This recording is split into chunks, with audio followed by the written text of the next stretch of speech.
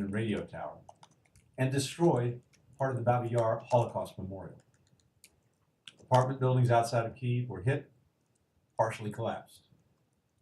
A huge explosion occurred in the main square of Kharkiv, Ukraine's second largest city. These aren't military targets. They are places where civilians work and families live. Kharkiv is one of the largest Russian-speaking cities in Europe. It's fewer than 50 miles from Belgorod, its sister city in Russia. And Belgorod is where the missiles against Kharkiv in Europe. It's fewer than 50 miles from Belgorod, its sister city in Russia. And Belgorod is where the missiles against Kharkiv were likely fired. President Putin, among the many false justifications he's given for invading Ukraine, has cited the need to protect against an imaginary threat to Russian ethnic and Russian-speaking peoples. How is assaulting and bombing the population of Kharkiv, again, one of the largest Russian-speaking cities in Europe, advancing that purported goal? As President Zelensky said after the assault, there was never a border between Kharkiv and its Russian sister city. Two cities are joined in the hearts of Ukrainian and Russian people living on either side. Among the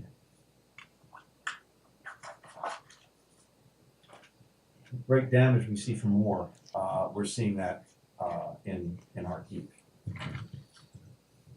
We've also seen that the International Court of Justice has announced that it will hold hearings on Russia's actions. Already the human costs of the Kremlin's unwarranted, unprovoked, and unjustified war in Ukraine are staggering. Hundreds, if not thousands, of civilians have been killed and wounded. There are now more than 174,000 refugees who sought safety in nearby countries. Millions of Ukrainians still in Ukraine are sheltering wherever they can, including children receiving cancer treatment, who are now living in the basements of Ukraine's children's hospitals, with doctors and nurses doing their best to care for them as explosions boom overhead. This is shameful. The numbers of civilians killed and wounded, the humanitarian consequences, will only grow in the days ahead. In the face of this violence, the courage of the Ukrainian people is inspiring the world. As President Biden said in his State of the Union address last night, the response to Russia's war has been unity. Unity among world leaders, unity in Europe, unity among people gathering around the world to protest President Putin's war of choice, including thousands of people in Russia and Belarus coming out to protest peacefully, even though they know what they risk in so doing.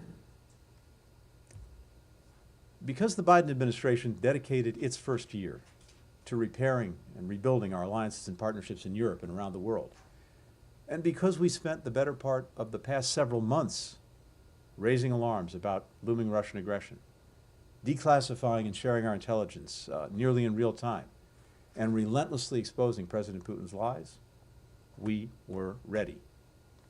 In fact, one reason why we're seeing the unified response now is because we made the decision late last year to publicize to the world what we knew was underway and the playbook we were convinced Russia would follow. I went to the UN Security Council 2 weeks ago to walk through, step by step, the pretext for war that we were sure President Putin would invent and the subsequent military invasion that he planned to order. And that's precisely what he did, while Russian officials continued to deny it right until the invasion began. Seeing that duplicity and premeditated aggression play out exactly as we had predicted has generated outrage and solidarity across Europe and around the world. And that's turned into unprecedented action. We said that if the Kremlin ordered an invasion, we would help Ukraine defend itself while imposing costs on Russia. Last week, the President approved $350 million in military assistance to Ukraine to help with the armored, airborne, and other significant threats it now faces. That brings our total security assistance to Ukraine in the past year to more than $1 billion, more than in any previous year. Over the past several days, I authorized the expedited transfer of U.S.-origin defensive equipment from allies to Ukraine, and we're coordinating efforts to get this equipment, including anti-tank and anti-aircraft weaponry, as well as small arms and munitions, into the hands of Ukrainian fighters who are defending their country with skill and determination. We're sending humanitarian assistance to the people of Ukraine as well. 3 days ago, we announced nearly $54 million in additional support, on top of the more than $300 million that we've provided in recent years. USAID has deployed a disaster assistance response team, our top international emergency responders, to lead the U.S. humanitarian response in coordination with European allies, partners, and international organizations. And USAID Director Samantha Power was, as you know, just in Poland along the border with Ukraine a few days ago, along with other senior officials from the State Department. And we're working to support the frontline countries, including Poland, Moldova, Romania, Hungary, and Slovakia, that have welcomed hundreds of thousands of refugees, including many children, elderly people, people with disabilities, all of whom are fleeing Ukraine to escape Russia's violence and facing harrowing journeys to reach safety.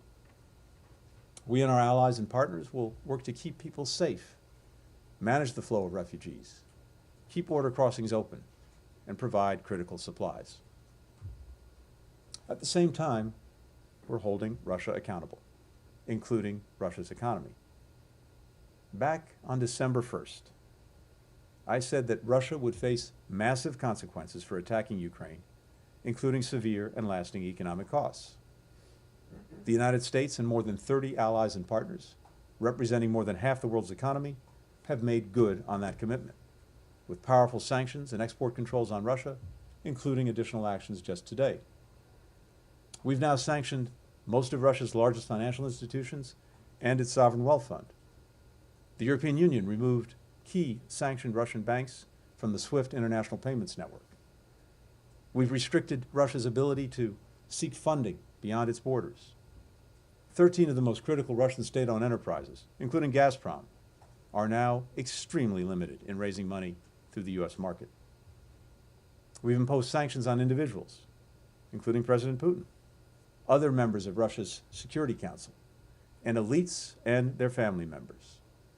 And we and our allies and partners are launching a task force to identify, track down, and freeze the assets of sanctioned Russian companies and oligarchs.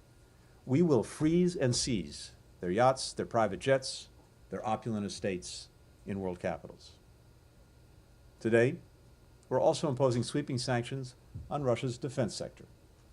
In total, 22 Russian defense-related entities will be designated, including companies that make combat aircraft, infantry fighting vehicles, missiles, unmanned aerial vehicles, electronic warfare systems, the very systems now being used to assault the Ukrainian people, abuse human rights, violate international humanitarian law. We're also imposing export controls on Belarus to hold the Lukashenko regime accountable for being a co-belligerent in President Putin's war of choice. We will choke off Belarus's ability to import key technologies. And if Lukashenko's support for the war continues, the consequences for his regime will escalate. All told, these sanctions and restrictions have had a powerful effect on Russia's economy. The value of the ruble has plummeted. The Russian stock market closed as fear of capital flight rose. Interest rates more than doubled. Russia's credit rating has been cut to junk status. The value of President Putin's war fund has vanished. And by choking Russia's access to technology, we're delivering a blow to its economy and military that will be felt not just now, but for years to come.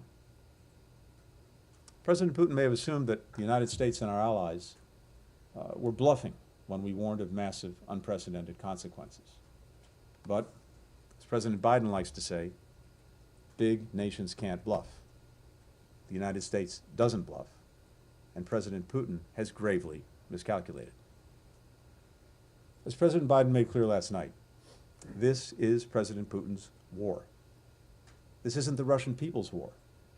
It's becoming clearer by the day that the Russian people oppose it.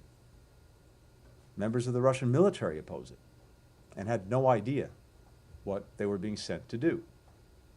And now the Russian people will suffer the consequences of their leaders' choices.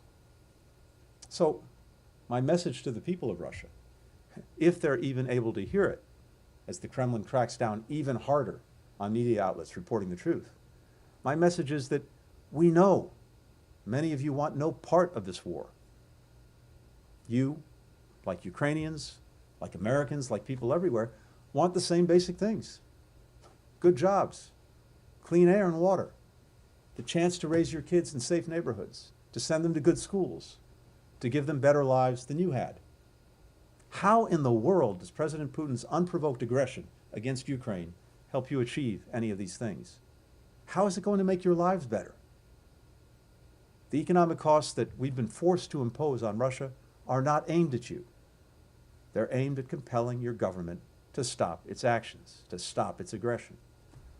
And just as millions of us around the world stand together against Moscow's aggression, we also stand together with you as you demand that your leaders end this war. If President Putin wants to demonstrate leadership, he should allow Russian soldiers to go home to their families. Finally, the United States is continuing our diplomatic efforts. We're keeping the door open to a diplomatic way forward. That's going to be very hard to happen without military de-escalation. It's much more difficult for diplomacy to succeed when guns are firing, tanks are rolling, planes are flying. But if Russia pulls back and pursues diplomacy, we stand ready to do the same thing. Meanwhile, our intensive diplomacy with allies and partners continues. I've been in virtually daily contact with my friend and counterpart, Ukraine's Foreign Minister Kuleba. And I've made clear that we'll support any diplomatic efforts by the Ukrainian government to reach a ceasefire and withdrawal of Russian forces. If there are diplomatic steps that we can take that the Ukrainian government believes would be helpful, we're prepared to take them, even as we continue to support Ukraine's ability to defend itself. Tomorrow, I'll travel to Brussels, where I'll meet with our NATO, European Union, and G7 allies and partners to continue our coordination, to commend them on the unprecedented steps that they've taken to support Ukraine and hold Russia to account, and to reaffirm our Article 5 commitment that an attack on any NATO member is an attack on all. From there, I'll travel to Poland, which is already hosting hundreds of thousands of Ukrainian refugees, with tens of thousands arriving by the day. And then to Moldova, which is also hosting Ukrainian refugees, and where Russian troops have been occupying territory against the will of the people for years. And then I'll go on to the Baltic countries, to Latvia, Lithuania, Estonia, which are facing a renewed threat from Russia themselves as President Putin seeks to reassert Russia's dominance over former Soviet republics. Latvia, Lithuania, Estonia are our NATO allies. And as President Biden has said, we will defend every inch of NATO territory against any aggression, from Russia or otherwise. Finally, I want to note the consequential and historic vote that just took place in the United Nations. 141 member states voted in favor of a resolution reaffirming Ukraine's sovereignty and territorial integrity and condemning Russia's invasion of another member state. As this vote revealed, the overwhelming majority of the international community stands in strong support of the core principles of the United Nations and upholding the UN Charter, and stands against Russia's reckless attempts to change the borders of another sovereign country by force to replace its will for the will of the Ukrainian people. As 141 member states of the United Nations know, more is at stake even than the conflict in Ukraine itself and the freedom and security of Ukraine and its people. This is a threat to stability in Europe and to the entire rules-based order, which has been the foundation of security and prosperity for people around the world for nearly 80 years. In this time of uncertainty, we have a clear way forward. Help Ukraine defend itself, support the Ukrainian people, hold Russia accountable, and persist with diplomacy. President Putin is more isolated from the world than ever before. As President Biden predicted last night, when the history of this era is written, Russia's war on Ukraine will have left Russia weaker and the rest of the world stronger. And in the days ahead, we'll continue to draw inspiration from the iron will of the Ukrainian people. With that, happy to take some questions. Hello, Mr. Secretary. Thanks for being here. I just want to ask you, what is the U.S. assessment on Putin's state of mind? You said that he's more isolated than before. Do you worry that this isolation might prompt him to lash out and do something even more dramatic than we've so far seen on the ground?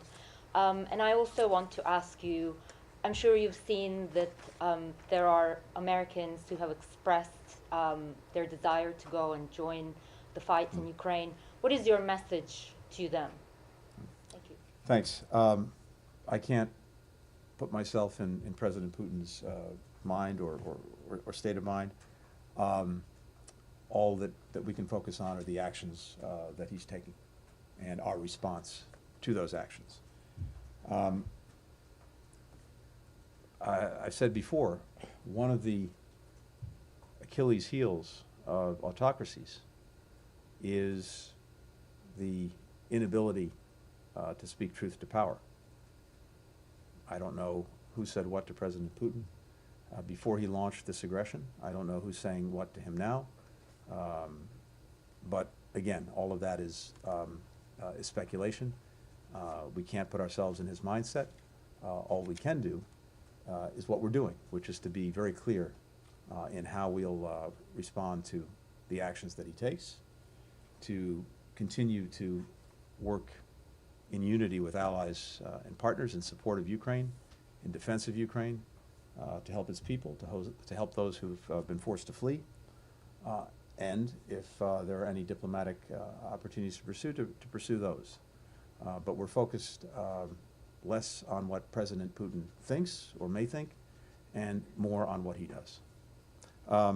And with regard to the second part of your question, look, we've been very clear for some time, of course, in calling on Americans who may have been resident in Ukraine to leave, and making clear to Americans who may be thinking of traveling there not to go. For those who want to help Ukraine and help its people, there are many ways to do that, including by supporting and helping the many NGOs that are working to provide humanitarian assistance, providing resources themselves to groups that are trying to help Ukraine, by being advocates for Ukraine and for a peaceful resolution to this crisis that was created by Russia.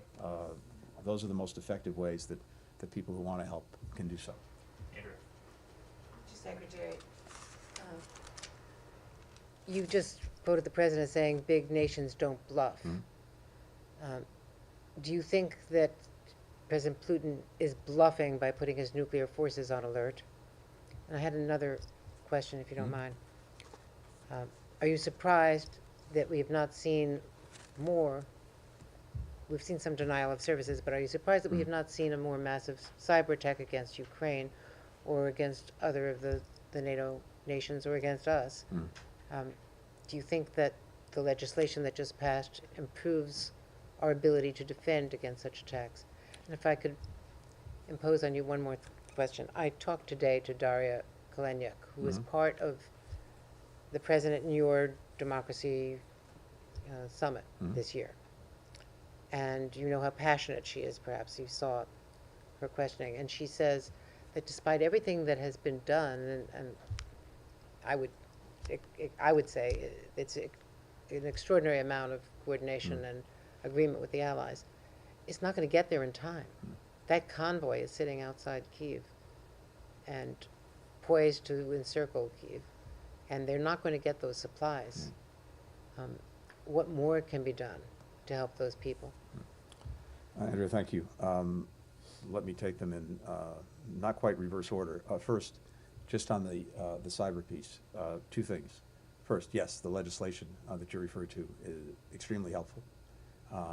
But beyond that and before that, we have been very focused on the potential for cyber attacks, not only against Ukraine, but against us, against allies and partners.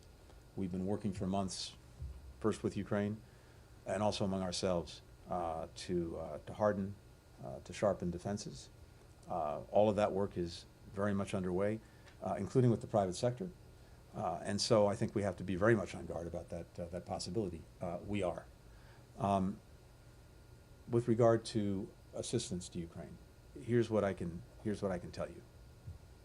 We are very actively working every day, every hour, to provide that assistance and to make sure that to the best of our ability it gets to where it needs to go. And this is not just us, this is many countries in Europe.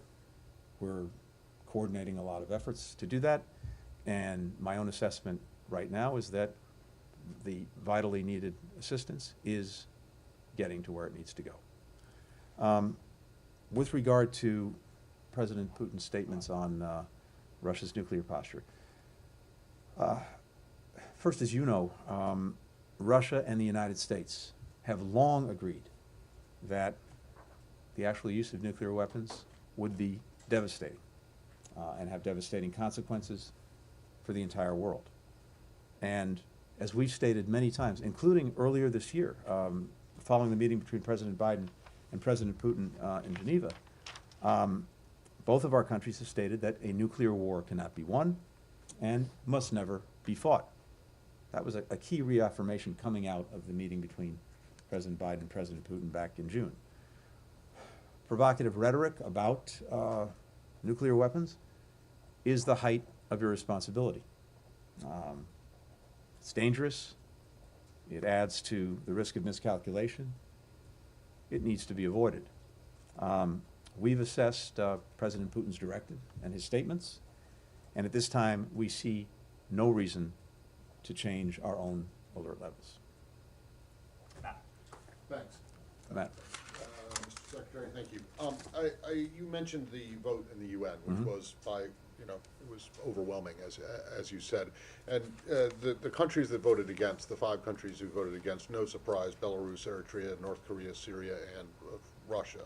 But I'm wondering if you have any thoughts about the abstentions, particularly from Latin America, Cuba, Nicaragua, Venezuela, who stayed out. These are countries that are no stranger to larger powers, who shall go unnamed, getting involved in their internal policy. I'm wondering if that says anything to you. And then secondly, on the prospects for diplomacy with Russia, which you said you're keeping the door open to. I mean, really, what are the prospects for? What are the chances of that happening? And is there, if there is an open door, is it just for Ukraine and potentially the Iran talks in Vienna, or are you open to the whole gamut of things, the arms control, climate, any number of other things? Thank you. Matt, first of all, to put the vote in the UN in perspective, it is both overwhelming and I would even say historic. Go back to 2014 when the General Assembly pronounced itself on Russia's initial aggression against Ukraine. The votes in favor of that resolution were 100. Then go to the horrific actions that the Assad regime took in Aleppo. The vote there was 120 in favor of a resolution condemning the actions of the Assad regime. Today, 141 votes. That speaks powerfully and eloquently about the overwhelming majority of the world and its views about what Russia is doing in Ukraine. I'm not going to parse the individual votes. I think in some cases an abstention actually speaks loudly itself, as opposed to a no vote. So I think you have to look at some of the individual countries, assess their relationship with Russia, and look at how they voted in that context. For the small number that voted against, Belarus, the DPRK, Eritrea, Syria, as well as, of course, Russia, as Groucho Marx once sort of said, this is not very much a club that I would want to be a member of. Olga Kochelenko. Oh, wait, sorry, on the prospects for diplomacy. Oh, I'm sorry. Yes. Look, as I said a moment ago, with regard to Ukraine itself, we, of course, remain open to pursuing any reasonable path, but it's very hard to see any path when the bombs are dropping, the planes are flying, the tanks are rolling. So de-escalation, pulling back forces, that would open a path to diplomacy. And we, I think, demonstrated very clearly in the months leading up to Russia's aggression that we were prepared to engage Russia diplomatically on any legitimate security concerns on a reciprocal basis. That remains, unfortunately, tragically, horrifically. I think we've seen, and you don't have to take my word for it, just listen to President Putin's own words, that virtually everything the Russian government professed to be concerned about was not really what was at issue. For example, Ukraine joining NATO. What President Putin has said loudly and clearly, and is now demonstrated by the actions that Russia has taken, is that what this is about for him is Ukraine being absorbed in one fashion or another into Russia. He sees Ukraine as having no independent existence. He wants to reincorporate it into an empire. Short of that, to make it part of a renewed sphere of influence, or maybe at the very least, to make it totally neutral. So this is about way more than the issues that we were prepared to engage Russia on. So two quick pieces on the diplomacy now. One, with regard to Ukraine itself, first and foremost, the question is if Ukraine thinks there is a path that would help advance its interests, protect it, and the war, and we can be helpful in that, of course, we're fully prepared to do that. But we really look to the Ukrainian government to see what, if anything, might make sense. They're engaged in talks with Russia. They had one round. There may be another one. We'll see. But of course, the demands that Russia put on the table were beyond excessive. They were, of course, non-starters. And what we've seen repeatedly is that Russia goes through the pretense of diplomacy to distract and continue on its aggressive path.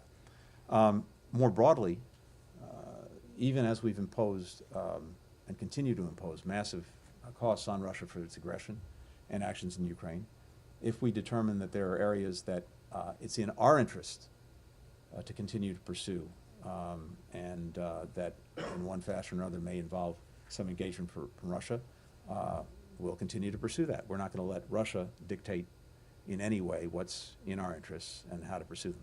Time for a final question from Olga Kochelenko. On media Ukraine, just a few days ago, European Union proposed to donate their fighter jets to Ukraine to protect our sky, but as far as I know, for now, this deal has fallen apart. I know that you were on a phone call with Foreign Minister Kuleba today discussing this topic as well. Could one expect that after your travel to Europe, something could change and Ukraine will get access to those jets? Thank you. I can't comment in detail on my conversations with Foreign Minister Kuleba. We talked about a lot of things, including the ongoing provision of security assistance to Ukraine. And that is something that I will be talking to European allies and partners about in a couple of days in Brussels. Again, I can tell you, as I mentioned in response to Andrea's question, that when it comes to vital defensive military equipment that Ukraine needs, we are very actively coordinating its provision, and that assistance is getting there. but we'll probably have more to say in the next couple of days. Thank you, Mr. Secretary. Thank you very much. Thank Thanks, you. everyone. Thank you very much. Thank you. Sir, do you think that Russia is deliberately targeting civilians? You said they're hitting schools and hospitals. Mhm. Are they doing it deliberately? We've certainly seen in the past that one of Russia's methods of war is to be absolutely brutal in trying to cow the citizenry of a given country. And that includes, at the very least, indiscriminate targeting and potentially deliberate targeting as well. We're looking very closely at what's happening in Ukraine right now, including what's happening to civilians. We're taking account of it, we're documenting it, and we want to ensure, among other things, that there's accountability for it. Thank you. Thank you all. Mr. Secretary, are these war crimes?